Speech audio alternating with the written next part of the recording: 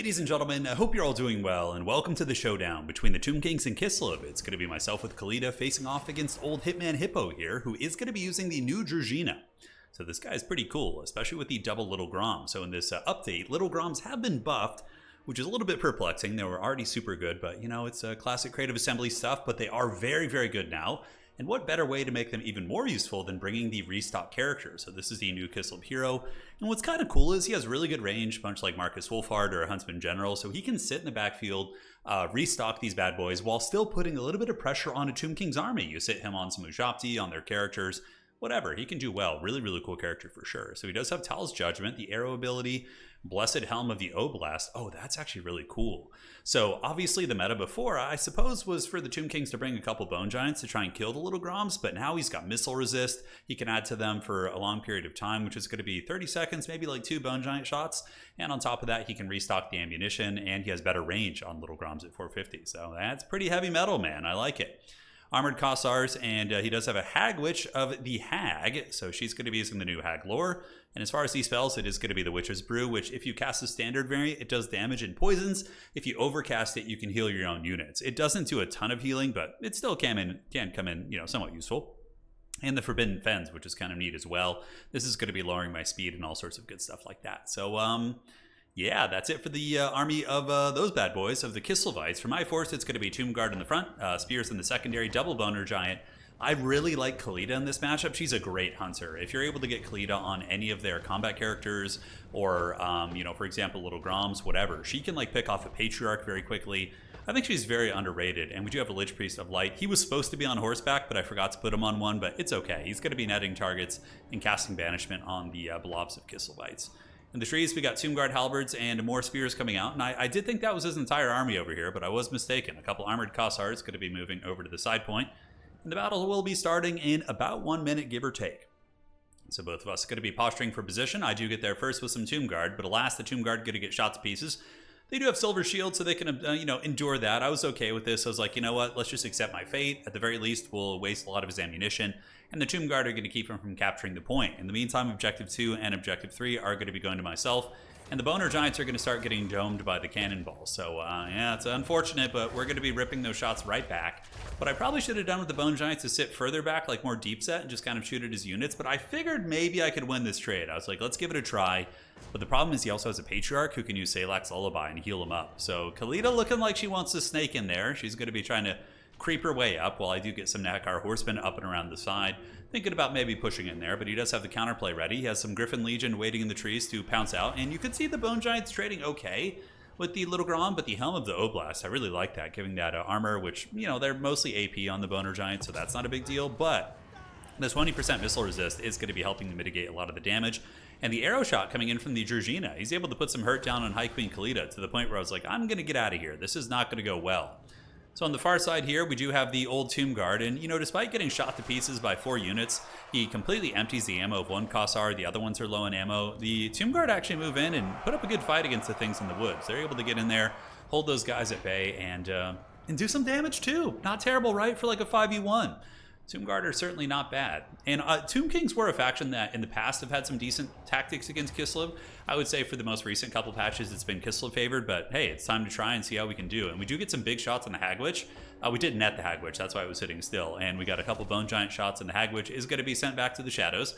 She does have a kind of a haggard version of Mother Ostanka's shooting. As far as value so far, only 19. Haven't seen a lot of magic, and another Bone Giant shot comes in and just barely misses. So, you know, we're trying our best. We're trying our best. So now I know I need to get sneaky to win this.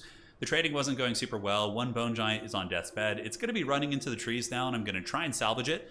Over here, we do have the Eyes of the Desert. So these guys are really cool. And Sepulchral Stalkers are probably my favorite looking unit on the Tomb Kings. I do have in tabletop my army for the Tomb Kings. I run a Mortuary Cult army, which is really fun. I do have 2 of these units. I have 2x3, so they're able to creep up. And they're not like super good in tabletop, but rule of cool, man. They rule it all day. So they're going to be creeping around. And I figure if I can get a jump on these little Groms with Khalida and maybe some horsemen or something, we can compromise them and start to take over the game. Because we're down by about 1,500 value. With the passive Realm of Souls healing, it's probably like 1,300, give or take. But still, I'm not going for like a healing Tomb Kings build, which is spamming the lore passive. Here, Tomb Guard Halberds are going to be engaging Armored Kossars. I think if they were both full health, the Tomb Guard Halberds would win that. it would take a long time, but their melee defense is really, really high, and they have a high model count, and they can grind it out pretty well.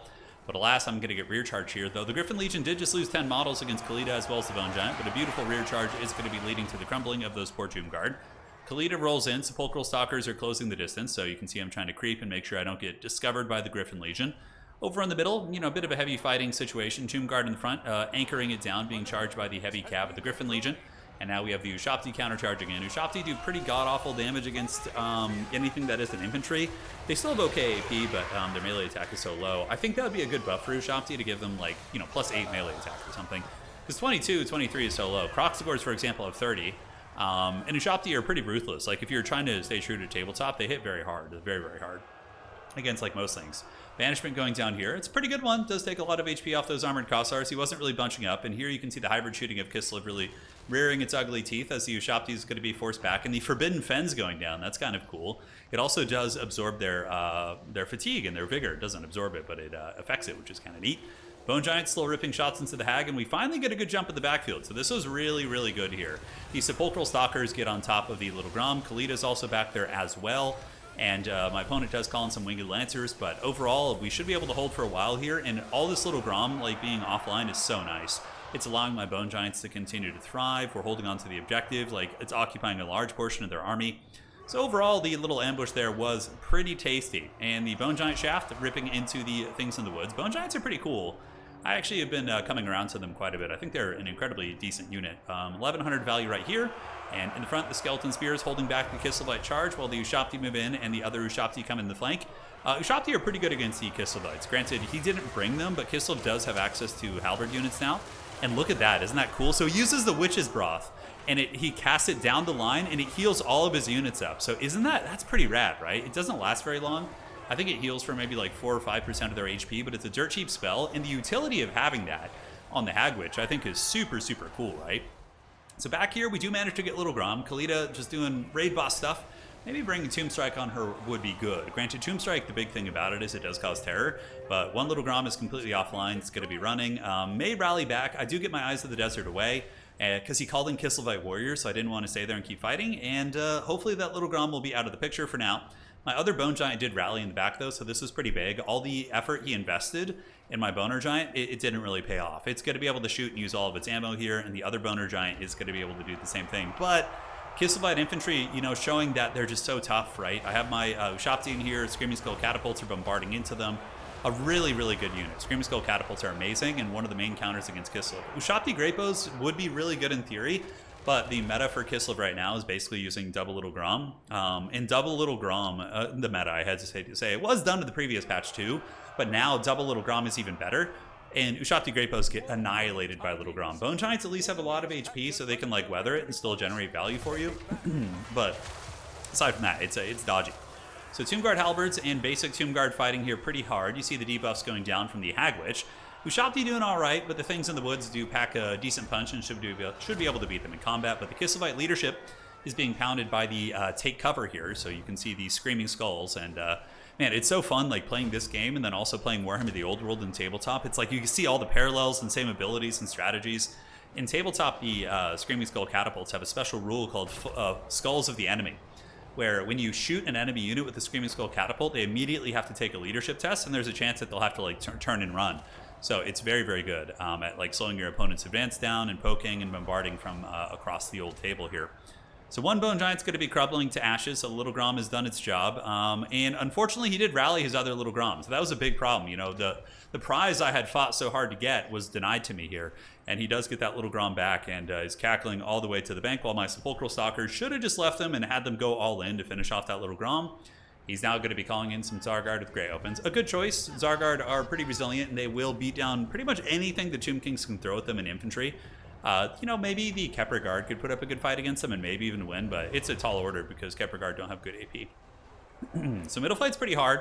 Objective 1 we're holding on to, or Objective 3, excuse me. Khalida's going to be rolling back there. Tomb Guard are anchoring it with the remnants of the Sepulchral Stalkers. So Tomb Guard here would definitely beat these Armored Kossars at this point. Skeletons into the Kislevite Warriors. A good fight for us, honestly. Kislevite Warriors' damage output against anything that isn't large is really bad. So I was completely happy to just fight this fight. Now Khalida's going to be coming over to anchor this objective. Value is pretty close, but he is up by 2,000 and has a lot of healing. So I was starting to kind of feel that, right? Like he seemed to be getting a lot of good things on the battlefield while I was always kind of playing from behind.